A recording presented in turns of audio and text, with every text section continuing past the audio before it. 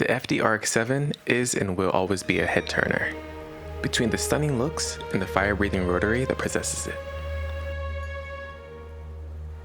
So why is the FD so sought after? Welcome to Rockers Drive Club. Let's dig into it.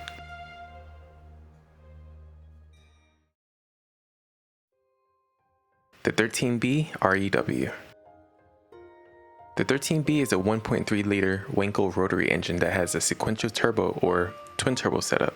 The output was about 252 horsepower. Something to keep in mind is that if a car comes factory or stock with forced induction, you can most likely get it aftermarket tuned to get more power out of the car, as well as upgrading supporting modifications. So what is a rotary and how does it work? I promise I'll try to make this quick and easy to understand. A rotary is a type of engine that uses a rotational motion to produce power. The concept is similar to a regular piston engine, except that the vertical motion of the pistons is replaced by Doritos, or a triangular-shaped plate working in a rotating motion. The effects of this rotation is what makes the rotary so unique. The rotary engine was first invented by German engineer Felix Wankel.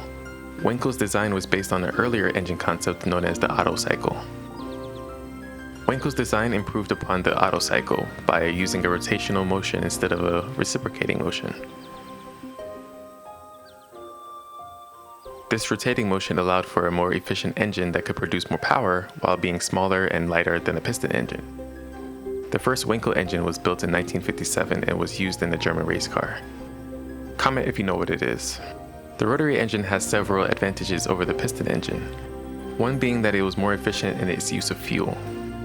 The Wankel engine also produced less vibration and less noise than the piston engine. Despite these advantages, the Wankel engine has several disadvantages though.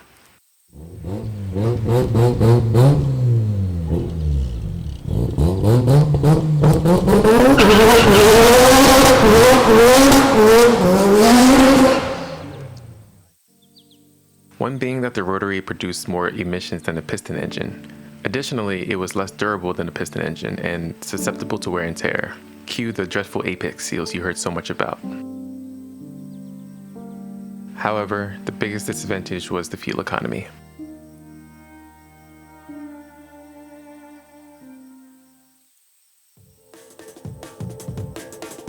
So, how does forced induction work with this? It's actually pretty simple. The first turbo starts working at a lower RPM to reduce turbo lag.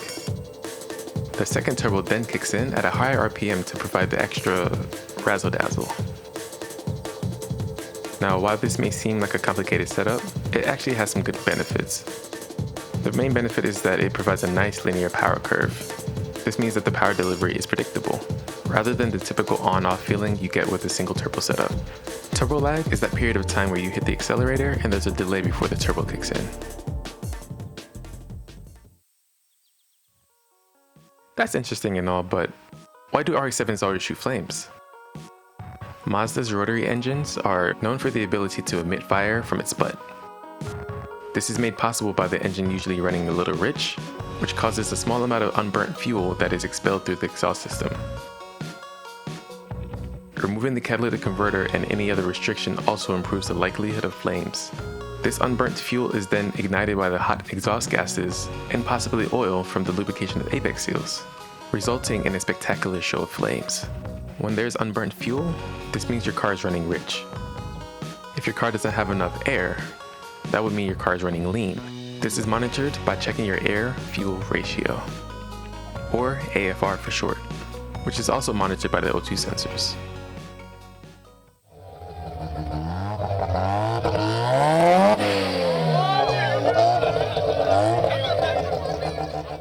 That brop you hear is caused by the porting of the 13B and having something called overlap.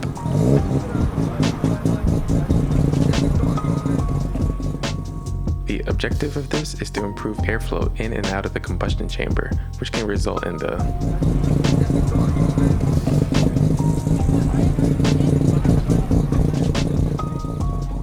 ignoring the disadvantages of the FD RX7. Would you own one?